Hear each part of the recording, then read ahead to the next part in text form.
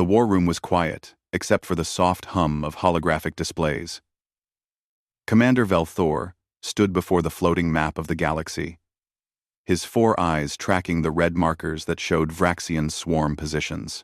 300 years of war. 300 years of losing ground. System by system. World by world. Commander, the scout team has returned from Sector 9, a young officer said, her voice tight, with something that might have been excitement. Velthor turned his scaled head toward her. And they found another species. Intelligent. Space-capable. That got his attention. The Galactic Coalition needed every ally it could find. The Vraxians were relentless, spreading like a plague across the stars. 7 species already fought together, pooling their strengths and resources. But it was barely enough to hold the line. "Show me," Velthor commanded. The hologram shifted, displaying a small blue and green planet orbiting a yellow star. Data scrolled past in multiple languages. The planet was called Earth. Its people called themselves humans. Velthor studied the information with growing disappointment. Humans had only just discovered faster than light travel. Their technology was primitive by Coalition standards. Their weapons were crude. They had barely left their own solar system. "Why are we wasting time on this?" another officer asked, voicing what Velthor was thinking. "Because they passed the intelligence tests," the young officer replied. "And because we're desperate." That last part was true. The Coalition was losing the war. Slowly, certainly, but losing nonetheless. Every new species was a chance, however small, to change the tide. The council met 3 days later. Representatives from all 7 Coalition species gathered in the Great Chamber on the neutral station above Kelthara Prime. They debated for hours. Some argued that approaching humans was pointless. Others said any potential ally was worth considering. The Threxian delegate, a massive warrior named Kolvan, surprised everyone by supporting contact. "Even small stones can start avalanches," he growled in his deep voice. The vote passed. An ambassador would go to Earth. Ambassador Kira was chosen because of her diplomatic skills and her ability to remain calm under pressure. She had negotiated 3 major treaties during the war. If anyone could convince these humans to join the Coalition, it was her. The human ship appeared on their sensors exactly when promised. That impressed Velthor. The vessel was called the Phoenix, and it looked crude compared to Coalition ships. Its hull was thick metal instead of smart alloys. Its weapons were basic projectile launchers and early energy weapons. But it moved with surprising grace, and its pilot clearly knew what they were doing. Captain Jake Morrison came aboard the Coalition station with a team of 6 humans. Velthor watched them enter the docking bay through security feeds. They wore uniforms of dark blue and walked with military precision. Morrison himself was tall for his species, with short brown hair and sharp blue eyes that took in everything around him. The first meeting took place in a conference room designed to accommodate all Coalition species. Ambassador Kira explained the war, the Vraxian threat, and what the Coalition needed. She expected questions, hesitation, maybe even refusal. What she got surprised her. "When do we start?" Morrison asked. Kira blinked her large eyes. "You understand what we're asking? This is a war. Your people could die." "We understand war," Morrison replied. His voice was calm. "We've been fighting wars since before we invented writing. If there's an enemy that needs stopping, we'll help stop it." One of Morrison's team members, a woman named Amy Garcia, spoke up. "What do you need from us? Soldiers? Ships? Resources?" Velthor watched this exchange with confusion. These humans had just learned about a galactic war, about an enemy that had destroyed hundreds of worlds, and they were volunteering without even consulting their leadership? "Don't you need to ask your government?" Kira asked carefully. Morrison smiled. "I'll send a report back to Earth Command. But I already know what they'll say. Humanity doesn't run from fights. especially not when innocent people are dying. The negotiations took 2 weeks. Human leaders back on Earth reviewed everything, asked thousands of questions, and ultimately agreed to join the coalition. They would send ships, soldiers, and supplies. In return, the coalition would share technology and help defend Earth if it was ever attacked. During those 2 weeks, Velthor observed the humans closely. They were curious about everything. They asked questions constantly. They wanted to know about coalition species, their cultures, their histories.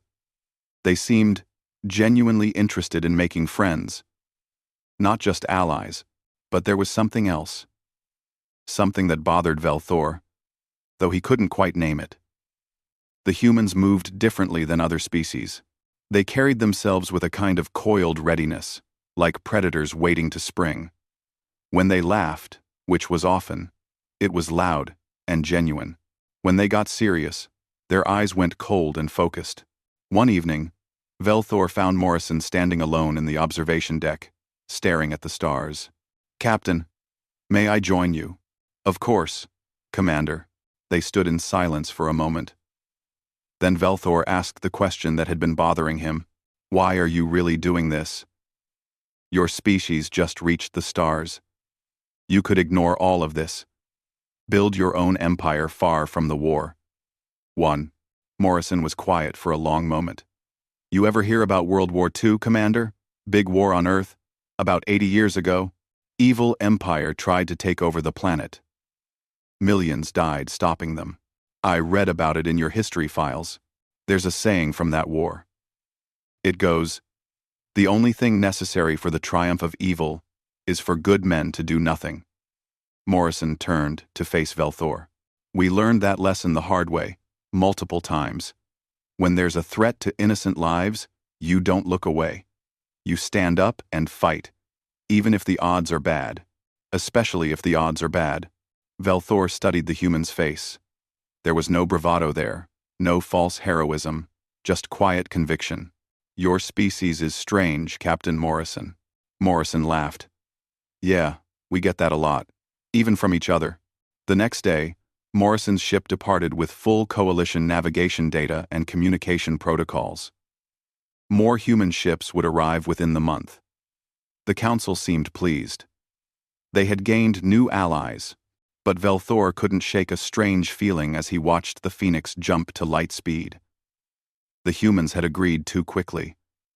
They seemed too eager to join a war they barely understood. And that speech Morrison had given about standing up to evil, about fighting even when the odds were bad. Other species fought to survive. They fought to protect their homes. They fought because they had no choice. But humans seemed to fight for something else. For ideas. For principles. Velthor wasn't sure if that made them noble or insane. Maybe both. Time would tell what humanity would bring to this war. Velthor just hoped he hadn't made a terrible mistake by welcoming them into the coalition. The training facility on Epsilon 7 was built into an old moon. Half military base, half research station. It served as the primary location where coalition forces learned to fight together. Lieutenant Amy Garcia stepped off the transport ship and immediately felt the lighter gravity. Earth had trained her well, but this would take some adjustment. Behind her came 30 other human Marines. They carried their gear with practiced ease and looked around with bright, curious eyes. The base was massive, carved into gray rock and reinforced with metals that gleamed under artificial lights. A Threxian warrior waited for them at the entrance. He stood nearly 8 feet tall, covered in natural armor plates that looked like stone. His name was Kolvan, and he would be their training coordinator. "Welcome, humans," he rumbled. "I am told your species wishes to fight alongside us. I'm 10. That's right," Amy replied, saluting. "We're ready to learn." Kolvan studied them with large, intelligent eyes. The first week was basic integration training. Learning to use coalition communication systems. Understanding alien squad tactics. Practicing with new weapons that fired plasma instead of bullets. The humans absorbed everything quickly, asking questions constantly, taking notes, helping each other. Other coalition species trained nearby. The insectoid, Zephrans, moved with incredible speed. The Mirians had technology that seemed like magic. The Kelthani coordinated perfectly through their shared mental networks. Compared to them, humans seemed ordinary. Average height, average speed, average strength. But something happened during the combat simulations that caught everyone's attention. The simulation was simple. 2 teams would fight through a virtual battlefield, trying to capture an objective. Amy led a mixed squad of humans and Threxians against a team of Zephrans and Kelthani. The simulation used pain feedback, real enough to teach lessons without causing real injury. 10 minutes into the exercise, Amy's squad was losing badly. The Zephrans were too fast. The Kelthani predicted their moves too well. One by one, her teammates took simulated hits and fell back to safe zones, following standard coalition protocol. Except the humans didn't follow protocol. Private Danny Chen took a simulated shot to the leg. The pain feedback made him stumble. By coalition rules, he should have withdrawn to the medical zone. Instead, he gritted his teeth and kept moving forward, using his rifle as a crutch. He fired at the enemy position, forcing them to take cover, which allowed the rest of the squad to advance. Sergeant Kevin Blake took hits to both arms. His weapon dropped. Any coalition soldier would have retreated. Kevin grabbed a sidearm with his teeth, somehow, and kept fighting. The observers watched in confusion. Were the humans broken? Did they not understand the simulation rules? Amy's team lost the exercise, but the aliens couldn't stop talking about what they'd seen. The humans had fought like wounded animals, refusing to quit even when victory was impossible. Dr. Zintar, a Mirian scientist, requested permission to study human biology. He was fascinated by what he'd observed. Over the next week, he ran hundreds of tests, always with human volunteers who seemed amused by his interest. "Your cardiovascular system is remarkable," he told Danny one afternoon. "When you experience stress or danger, your body floods itself with chemicals. Adrenaline, cortisol, norepinephrine. These enhance your physical abilities temporarily." "Yeah, we call it an adrenaline rush," Danny said, flexing his arm for another scan. "Happens when you're scared, or excited, or angry. But it does more than that," Zintar continued, his multiple eyes blinking in sequence. "It suppresses your pain response. It increases your strength. It sharpens your focus. No other coalition species has this exact combination. Is that weird? It's unprecedented. Your bodies are designed to keep functioning even when severely damaged." Danny shrugged. Evolution on Earth was rough. If you couldn't keep running after getting hurt, you died. During evening downtime, the humans socialized with other coalition forces. They were friendly, quick to laugh, and genuinely interested in alien cultures. Danny spent hours talking with Kolvan about Threxian history. The massive warrior seemed confused by humanity's own history.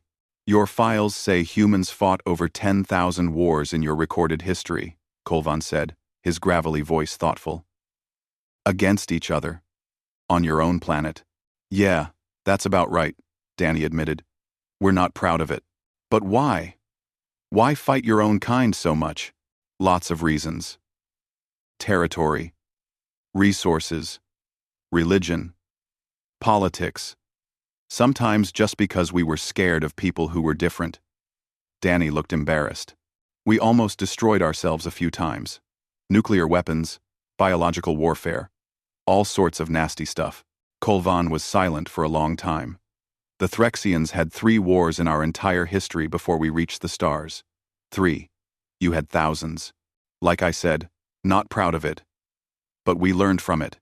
Eventually, the training continued.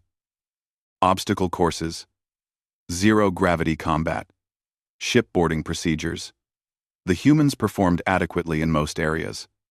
They weren't the fastest or strongest, but they were competent. Then came the endurance tests. Coalition forces were required to march 50 kilometers in full gear. The Threxians usually finished first because of their strength. The Zephrins often gave up halfway because their biology wasn't built for long distances. The humans finished dead last. But they all finished. Every single one of them. Why did you not stop? A Kelthani instructor asked Amy. We provide transport for those who cannot complete the march. We could complete it, Amy replied, breathing hard but standing straight. It just took us longer. But you were in pain. Several of you were injured. Pain is temporary, Amy said, like it was the most obvious thing in the world. Quitting is forever. The instructor didn't understand. Neither did most of the aliens. Pain was your body's way of saying stop. Why would anyone ignore it? The final exercise of the month was a 72-hour war game. Multiple teams, complex objectives, realistic conditions. The humans were placed on Team 7, with some Mirians and Kelthani. They weren't expected to perform well. They were too new, too inexperienced with coalition tactics. Team 7 was ambushed on the first day and took heavy simulated casualties. Coalition protocol said they should withdraw and regroup. Instead, Sergeant Kevin Blake stood up in the middle of the firefight and started yelling, "Come on, they're just simulated bullets. Move forward. Don't you want to win?" The aliens stared at him like he'd lost his mind. But the humans responded. They charged the enemy position, taking more simulated hits but refusing to stop. The shock of the assault broke the enemy's defense. Team 7 didn't win the war game. They came in 4th out of 10 teams. But they earned respect from the other species. These humans were strange. They fought with emotion instead of logic. They pushed through pain that should have stopped them. They never seemed to know when they were beaten. On the last night before training ended, Colvan found Amy sitting alone, looking at the stars through a viewport. "Lieutenant Garcia, may I ask you something?" "Sure. Why do humans fight the way they do? With such fury?" Amy thought about it. "I guess because we know what's at stake. When you fight for something important, for people you care about, giving up isn't an option. You fight until you win, or until you can't fight anymore. But the simulation, it was not real. The fighting wasn't real. But the training was. The preparation was. Someday we'll face a real enemy, and people will depend on us. We can't afford to practice quitting." Colvan nodded slowly. "I am beginning to understand why Captain Morrison volunteered your species for this war. Humans are not the strongest fighters, not the fastest, not the smartest. Thanks a lot," Amy said with a smile. "But you do not stop. That is worth something." "It's worth everything," Amy replied quietly. The next day, the human Marines shipped out to their first combat assignment. The coalition officers had filed their reports. Humans were adequate soldiers, decent team players, surprisingly stubborn. We manned. No one realized yet what that stubbornness would mean on a real battlefield. The alarm woke Commander Velthor from a deep sleep. Emergency codes flashed across his personal display. Arcturus Prime, a mining colony on the edge of Coalition space, was under attack. The Vraxian swarm had found it. Velthor was on the bridge within minutes, still pulling on his uniform. The tactical display showed the situation clearly. 30 Vraxian ships surrounding the colony. Ground forces already landing. The small defense fleet was being torn apart.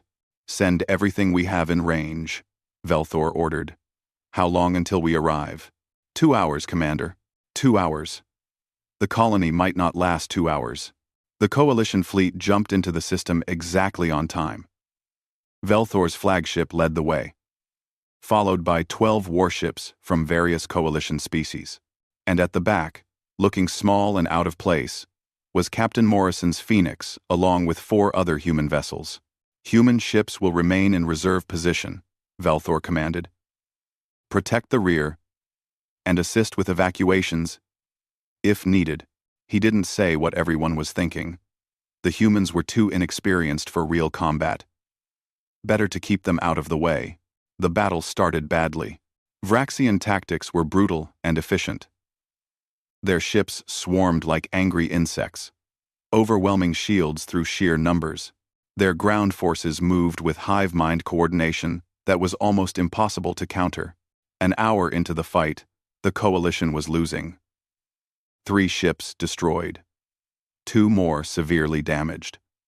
Ground forces were being pushed back from their defensive positions around the colony's main dome.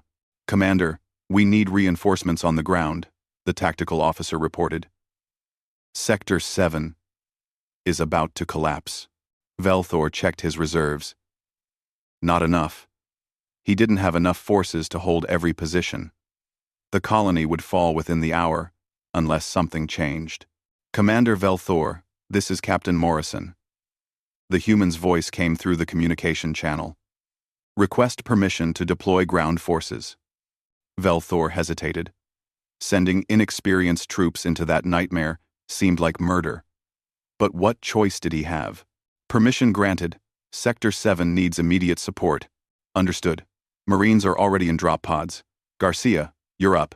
Lieutenant Amy Garcia strapped into her drop pod, along with 50 other human Marines. The pod was cramped, hot, and shaking as it detached from the Phoenix. Through the small viewport, she could see the planet below, covered in smoke and fire. "Listen up," she shouted over the squad channel. "Coalition forces are getting pushed back. Our job is to hold Sector 7 long enough for civilians to evacuate. Hold the line at any cost." "Understood?" "Yes, ma'am," came the chorus of responses. The drop pods hit atmosphere like meteors. Gravity yanked at Amy's stomach. Then, with a bone-jarring crash, they landed. Amy kicked open the pod door and rolled out, rifle ready. Around her, other pods were landing, disgorging Marines who immediately formed defensive positions. The air smelled like burning metal and something organic that made her nose wrinkle. "Garcia. This is Morrison.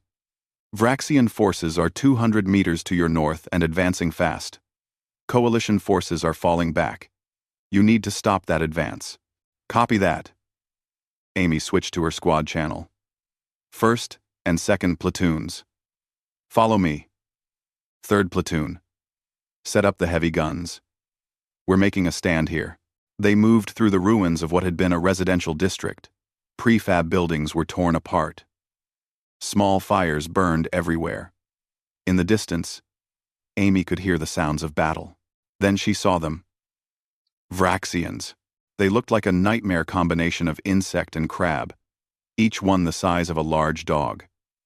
They moved on 6 legs with terrifying speed. Their mandibles could tear through armor. They were attacking in a wave formation that covered the entire street. Behind them, coalition forces were retreating in good order. A Threxian warrior saw the humans and shouted a warning. "Fall back. There are too many." Instead, Amy raised her fist, stopping her Marines. "Here! We hold here!" The Marines spread across the street, taking cover behind debris. Heavy gunners set up their weapons. Everyone checked their ammunition. "They're still coming," someone shouted. "Let them come," Sergeant Kevin Blake growled. "We're not running." The Vraxians hit their position like a living tsunami. Plasma fire lit up the street. Human rifles barked in controlled bursts. The first wave of Vraxians fell, but more kept coming. Private Danny Chen was in the front line when a Vraxian broke through and slashed his arm. The creature's claw tore through his armor like paper. Pain exploded through Danny's body. Bright and sharp, his training said he should fall back, get medical attention.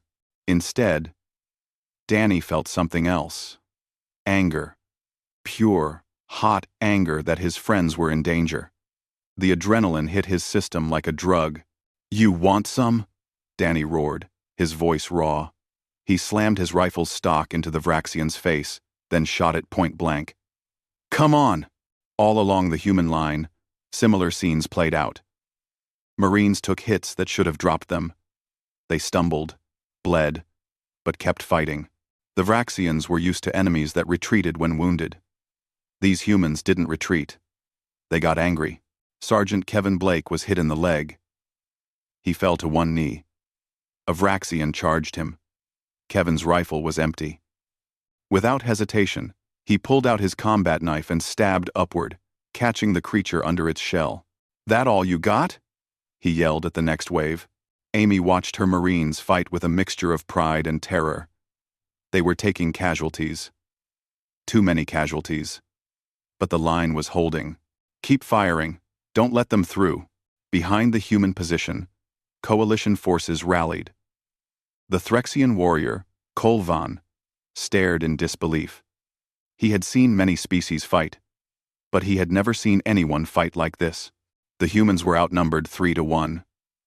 Half of them were wounded, and they were singing. Actually singing. Some kind of war song about not giving up. "Reinforcements are 2 minutes out." Morrison's voice came through the channel. "Hold the line. Memond. Munand. Hold the line. Munand. We're not going anywhere," Amy shouted back. A massive Vraxian warrior, twice the size of the others, broke through the line. It was heading straight for a group of wounded Marines who couldn't move. Private Tyler Ross stepped into its path. Tyler was already hit twice. His armor was cracked. One arm hung useless. But he had a grenade. "Hey, ugly!" he shouted. "Come get some!" The Vraxian charged. Tyler waited until it was right on top of him, then triggered the grenade. The explosion killed them both. Amy felt tears on her face. Tears of rage and grief. "Push forward! Don't let Tyler die for nothing!" The humans surged forward like a wave. It made no tactical sense. They should have held their position.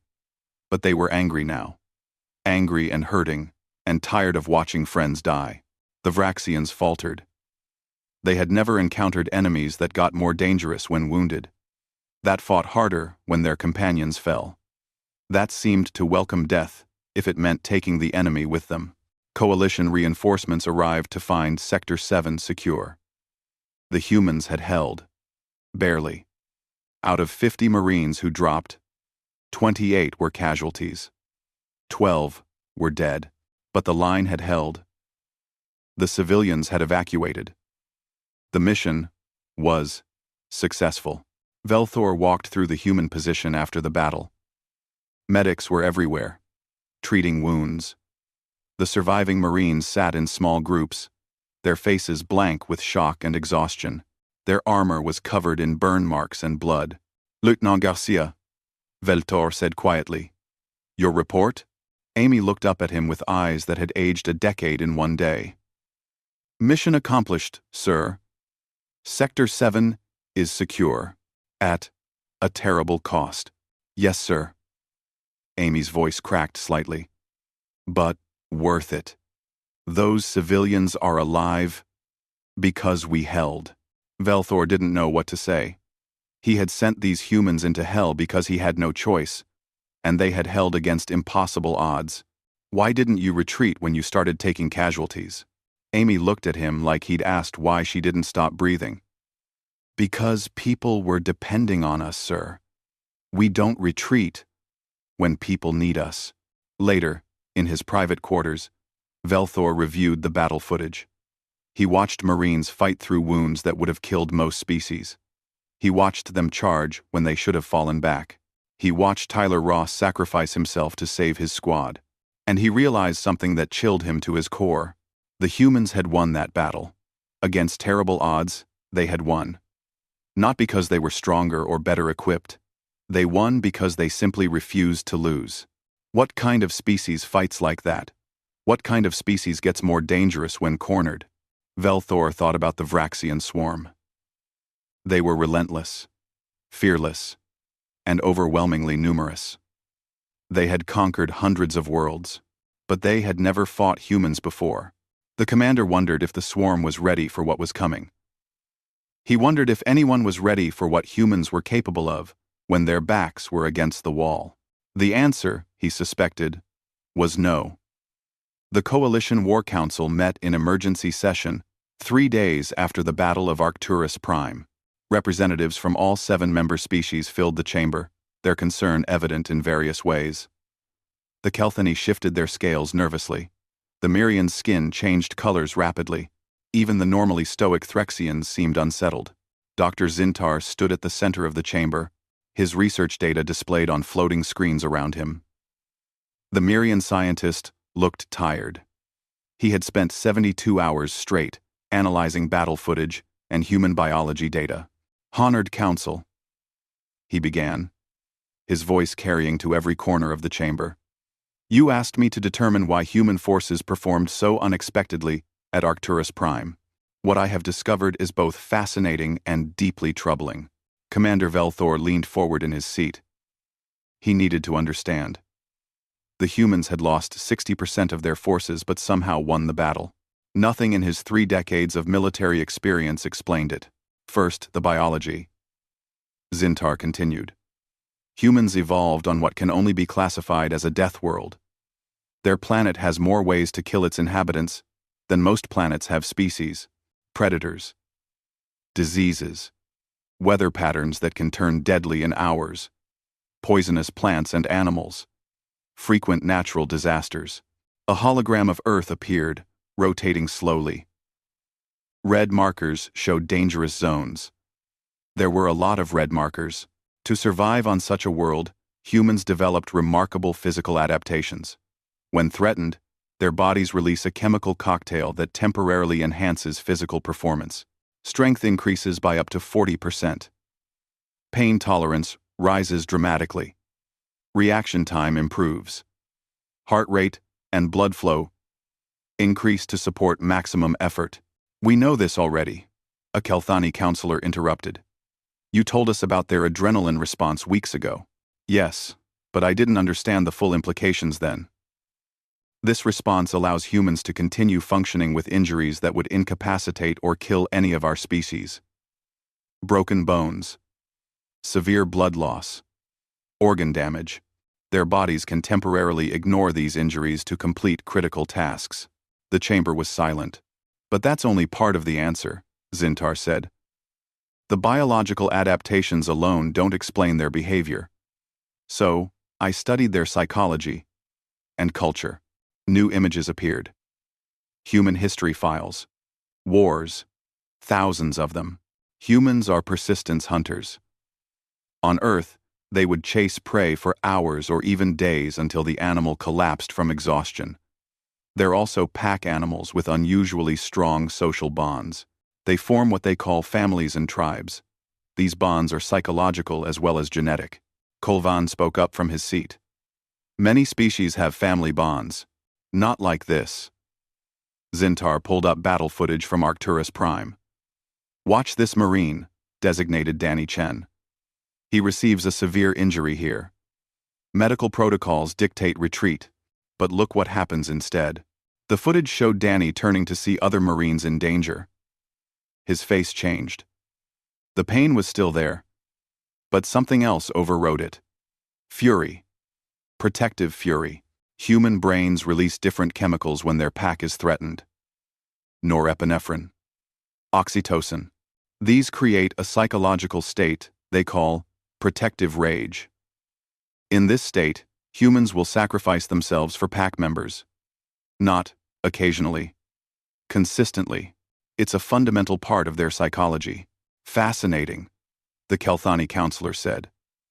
"But surely, this applies to immediate family only?" "No. That's what makes it remarkable. Humans can extend pack bonding to non-relatives, to their military units, even to complete strangers they consider part of their tribe." Zintar looked around the chamber. "In essence, humans can choose who they will die for." The implications hung heavy in the air. "There's more," Zintar said quietly. "Humans have something else. Something I've never encountered in any species." He pulled up more footage. This time it showed Private Tyler Ross, the Marine who had used a grenade to kill the Vraxian warrior threatening wounded humans. Watch his face in the moment before detonation. They watched. Ross was injured, probably dying already. "Why is he smiling?" someone asked. "He's about to die." "Exactly," Zintar said.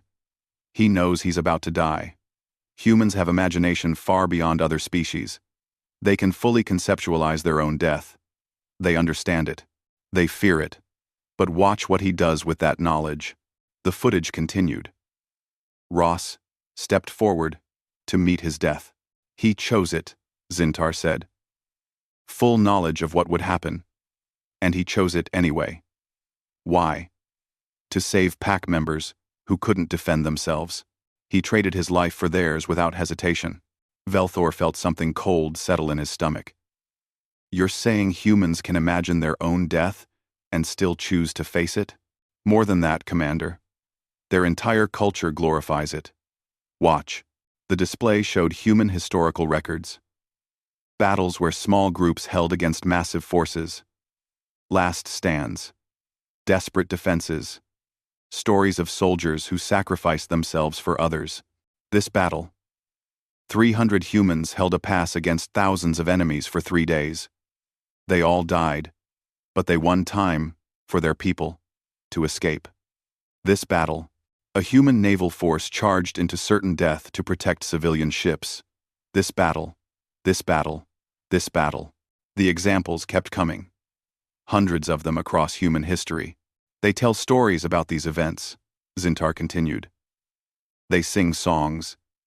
They build monuments. They teach their children that dying for a worthy cause is noble. It's not just accepted in their culture. It's honored. The chamber erupted in discussion. Voices overlapped in multiple languages. Silence. The council speaker's voice boomed. What exactly are you saying? I'm saying that humans are biologically and psychologically designed for a type of warfare we don't practice. They can imagine losing, imagine dying, and then choose to fight anyway. If the cause is important enough, they fight for abstract concepts. Honor, duty, freedom, love. They will die for ideas. Kolvan stood, his massive frame imposing even among the council. I have fought beside humans. I have seen this with my own eyes. At Arcturus Prime, I watched a human squad hold a position for 6 hours. 6 hours against constant assault. They were outnumbered 4-1. Half of them were wounded, and they sang while they fought. Sang? Someone asked. War songs, about not surrendering, about standing together, about making the enemy pay for every step forward. Kolvan's voice held something like awe. I have been a warrior for 40 years. I have never seen anything like it. But how do we defeat an enemy like that? The Kelthani counselor asked. If they won't retreat, if they fight harder when wounded, if they're willing to die for ideas. The question hung in the air. No one had an answer. Velthor stood. May I speak? The council speaker nodded. I've reviewed the Arcturus Prime footage dozens of times. I've read every report. And I believe Dr. Zintar is correct. Humans are dangerous in a way we didn't expect. He paused. But there are dangerous. What do you mean? Asked the council speaker. The Vraxian swarm has fought us for 300 years. They know how we think, how we fight. They know the Kelthani will retreat when losses exceed 30%. They know the Threxians value honor, but won't waste lives needlessly. They know all of our patterns. Velthor gestured to the human battle footage still playing on screens. But they don't know this. They've never encountered a species that gets more dangerous when cornered. That refuses to break, no matter the cost. That will trade their lives to take the enemy down with them. He let that sink in. At Arcturus Prime, the humans held a position that should have fallen in minutes. They held it for hours. They took casualties that would have broken any coalition unit. But they didn't break. And because they didn't break, we won the battle. We saved the colony. At what cost? Someone muttered. At exactly the cost the humans were willing to pay, Velthor replied. And that's the point. We see their casualties and call it tragic. The humans call it necessary. They went into that battle knowing some wouldn't come out. They went anyway. The chamber was silent again. Finally, the council speaker spoke. What do you recommend, Commander? Deploy human forces where the fighting is hardest, where we need positions held at any cost. where we need enemies to break against our lines. Velthor looked around at the assembled species. And pray we never have to fight humans ourselves, because a species that won't surrender, that treats death as just another obstacle, that fights for ideas instead of survival, that's the most dangerous enemy imaginable. Kolvan nodded slowly. The humans have a saying, never give up, never surrender. I thought it was just words, but it's not. It's who they are. Dr. Zintar closed his presentation. One final note. Council. I ran psychological projections. If humans continue fighting at this intensity, their casualties will be severe, possibly unsustainable. Did you share these projections with the humans? The speaker asked. I did. Captain Morrison reviewed them. And his response? Zintar looked troubled. He said, then we'd better make sure we win. Because we're not stopping. Please. The council adjourned shortly after. But everyone left with the same thought. They had allied with humans thinking they were recruiting average soldiers. Instead, they had recruited warriors who literally didn't know how to quit. Who would fight until they won, or until they couldn't fight anymore? It was exactly what the coalition needed to win this war. And it was absolutely terrifying. The Vraxian swarm made its move 6 months after Arcturus Prime. Intelligence reported massive fleet movements toward human space. The swarm had analyzed the new threat and decided to eliminate it before humanity could spread further. They would attack Earth directly. The warning reached Coalition Command too late. By the time the defense fleet could mobilize, they were 3 days away from Earth. Captain Jake Morrison received the alert while his ship was on patrol near the outer colonies.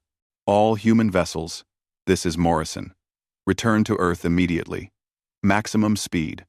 Our home is under attack. Across Coalition space, human ships broke formation and jumped to light speed. They left their assigned positions. They abandoned their patrols. Nothing mattered except getting home. Earth Command sent out a distress call to the Coalition. Help was coming, they were told. 3 days. Hold for 3 days. Admiral Lisa Grant looked at the tactical display. 200 Vraxian ships incoming. 40 human defense ships to stop them. The math was simple and brutal. All ships, battle formation Delta, she ordered. Her voice was calm, like she was ordering coffee instead of preparing to fight impossible odds.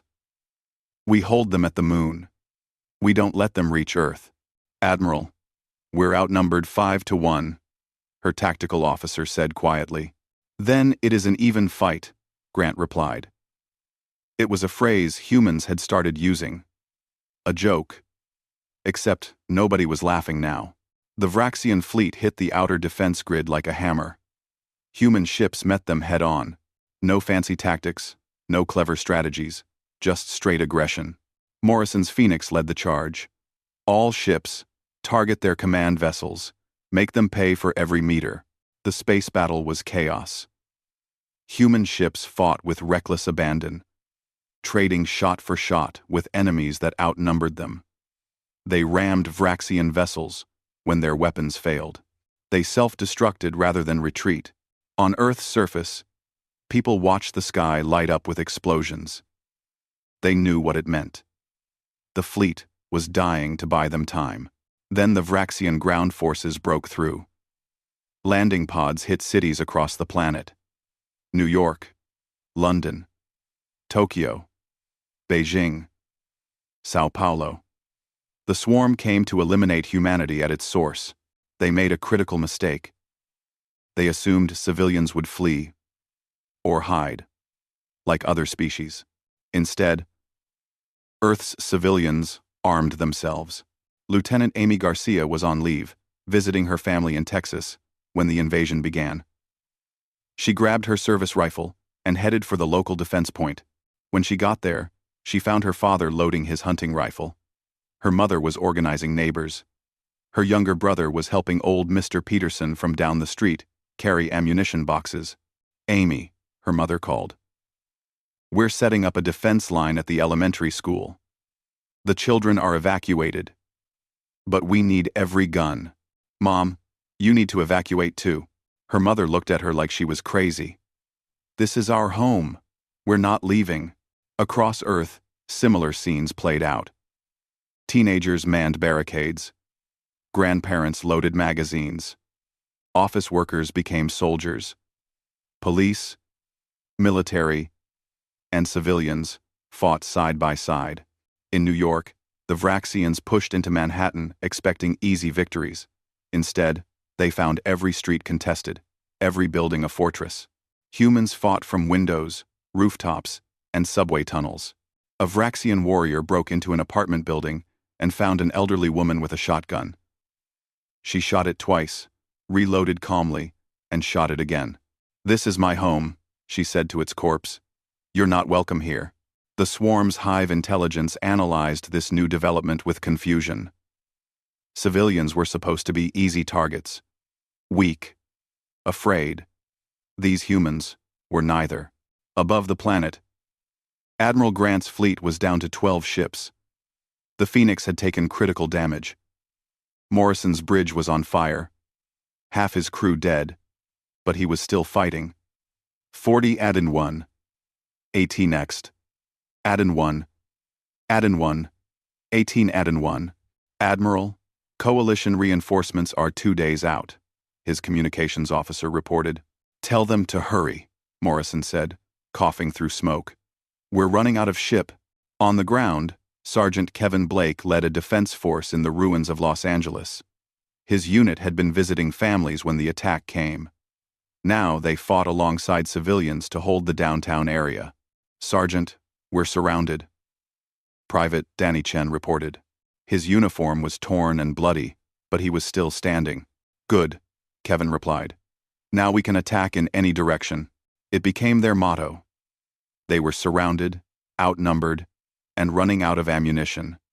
But they kept fighting, because behind them were hospitals full of wounded, schools full of children, homes full of families. The Vraxians had conquered hundreds of worlds. They had developed tactics for every known species, overwhelm defenders with numbers, target command structures, break enemy morale through fear. None of it worked on humans. When you destroyed their command centers, individuals kept fighting on their own. When you surrounded them, they fought harder. When you killed their leaders, others stepped up instantly. Fear didn't break them. It made them angry. In orbit, Admiral Grant's flagship was dying. Fires on every deck. Life support failing. Most of the crew evacuated to escape pods. But Grant stayed at her post. "This is Admiral Grant to all human forces. We have held for 2 days. 1 more day, and help arrives. 1 more day." Her voice cracked. "For Earth. For humanity. Hold the line." The response came from every remaining ship, every ground unit, every makeshift militia on the planet. For Earth. The Vraxian swarm's collective intelligence processed this data with growing alarm. It had attacked this species expecting standard resistance. Instead, it found something unprecedented. These humans didn't fight for survival. They fought for each other, for their planet, for ideas like honor and freedom and home. Even when victory was impossible, they kept fighting. Even when death was certain, they charged forward. It was illogical. It was wasteful. On day 3, coalition fleets jumped into Earth space. Commander Velthor saw the planet covered in smoke and fire. The human defense fleet was reduced to 6 ships, all heavily damaged. But they were still fighting. "All coalition forces, engage the swarm," Velthor ordered, "and save our allies." The tide turned. Fresh ships. Fresh troops. The Vraxians were caught between reinforcements and humans who absolutely refused to die. Morrison's Phoenix finally lost power. Life support was failing. The ship was dead in space. But Morrison stayed on the bridge, watching the battle turn in their favor. "Captain, we need to evacuate," his first officer said. "Not yet. Not until I see them run." And run they did. The Vraxian swarm broke. Their intelligence calculated losses and determined this target was too costly. They withdrew, jumping to light speed in chaotic retreat. Earth had held. The cost was terrible. Millions dead. Dozens of cities damaged or destroyed. The defense fleet nearly wiped out. But they had held. Coalition ground forces landed to help with cleanup and rescue. Colvan walked through the ruins of New York with his jaw hanging open in amazement. Every street showed signs of fierce fighting. Buildings were scorched. Barricades were everywhere. He found Amy Garcia sitting on a pile of rubble, her rifle across her lap. She was covered in dust and blood, not all of it hers. Around her were other humans, military and civilian, all looking equally exhausted. "Lieutenant Garcia," Colvan rumbled. "You fought well." Amy looked up at him with hollow eyes. "We fought like we had no choice. But you did have a choice. You could have surrendered, evacuated, sought terms." "No," Amy's voice was firm. "We really couldn't. This is our home. Our families are here. Our history. Everything we are." She stood slowly. "You don't surrender that. Ever." Colvan nodded slowly. He finally understood what Dr. Zintar had tried to explain. Humans weren't just stubborn or brave. They had something deeper, a core of absolute conviction that made them keep fighting when any rational being would quit. Commander Velthor visited a human hospital where coalition medics were helping treat the wounded. He found a young human Marine, Chris Nelson, missing a leg and covered in burns. "Soldier, you should be resting." Chris looked up at him. "Just wondering when I can get back to my unit, sir. You've lost a leg. I've got another one. And 2 arms. I can still shoot." Velthor had no response to that. This human had been maimed, was in obvious pain, and wanted to go back to fighting. It made no sense. It made perfect sense. 2 weeks later, the Coalition War Council held another emergency session. This time, the mood was different. They had reviewed everything that happened at Earth. "The Vraxians lost nearly half their attacking force," a Kelthani reported. "They're retreating from 3 sectors where human forces are deployed." "Why?" the council speaker asked, though he suspected he knew. Commander Velthor stood. "Because they're afraid. For 300 years, the Vraxians have won through overwhelming force and fear. They've never encountered a species that fights back harder when afraid. That treats impossible odds as motivation, rather than deterrent." He pulled up Vraxian communications that intelligence had intercepted. "They're calling humans broken things that don't know they should be dead. They say, we fight without reason, that we cannot be understood." "They're right," Colvan said quietly. "By any logical standard, humans should have surrendered at Earth. The odds were impossible. Victory wasn't likely. But we don't fight on logic alone," a voice said from the back of the chamber. Captain Morrison stepped forward. His arm was in a sling, and he moved with a limp. But he stood straight. "Captain Morrison, you weren't invited to this session," the speaker said. "I know. But I thought you should hear from one of us." Morrison looked around the chamber. "You're right that we're different. We know we're different. And yes, we scare you a little. Good. You should be scared of us." The chamber tensed. "But we're not your enemy," Morrison continued. "We're your ally. And we'll fight for this coalition, with everything we have. We'll hold lines that can't be held. We'll charge into battles that can't be won. We'll do whatever it takes, pay whatever price is necessary." He paused. "Because that's who we are. We're the species that looked at death since the first human walked the Earth. And we decided, death doesn't get the last word. We do." Morrison turned to leave, then stopped. "One more thing. The Vraxians have learned something important. Some prey fights back. Some prey is too dangerous to hunt. And some prey will drag you down to hell with them before they let you win." The session ended shortly after. The Council voted to expand human military integration. More ships, more troops, more authority.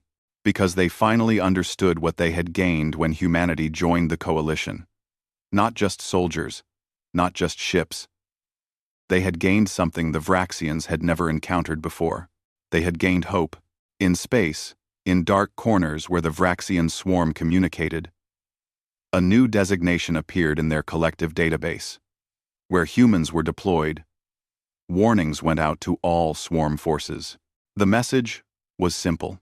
Translated from Vraxian thought patterns, it read, "Avoid. These are ones who do not stop. These are ones who fight when broken. These are ones who smile at death. Avoid." Commander Velthor read that intercepted message in his quarters late at night. He thought about everything he'd witnessed. The training exercises. The Battle of Arcturus Prime. The defense of Earth. He thought about Private Tyler Ross sacrificing himself with a smile. About Admiral Grant staying on her dying bridge. About civilians fighting with hunting rifles against alien invaders. And he realized something that should have been obvious from the start. Humanity didn't inspire dread because they were strong. They inspired dread because when you fought them, you weren't just fighting their bodies. You were fighting their will, their absolute refusal to accept defeat, their bone-deep conviction that some things were worth dying for. You were fighting against 3 billion years of evolution on a death world that taught them one simple lesson. Never give up. Not when you're injured. Not when you're afraid. Not when the odds are impossible. Because the moment you give up, you've already lost. And humans had looked at death across millions of years of evolution. They had stared into the void of their own mortality since they first became self-aware enough to understand it. And they had decided, collectively, as a species, that the void could go to hell. That was why they inspired dread. Not because they couldn't lose, but because even when they lost, they made sure you paid for every inch of ground, every casualty, every second of time. Velthor looked out at the stars and thought about the future of this war. The Vraxians were afraid of humans now. Good. Let them be afraid. Let them retreat. Let them learn what the coalition had learned. When humans take the battlefield, something changes. Not because of their weapons or their ships, but because of what they carry inside them. That spark of absolute stubborn refusal to quit. That was the secret. That was why they inspired dread. And Velthor smiled, which was unusual for his species. Because for the first time in 300 years of war, he believed they might actually win.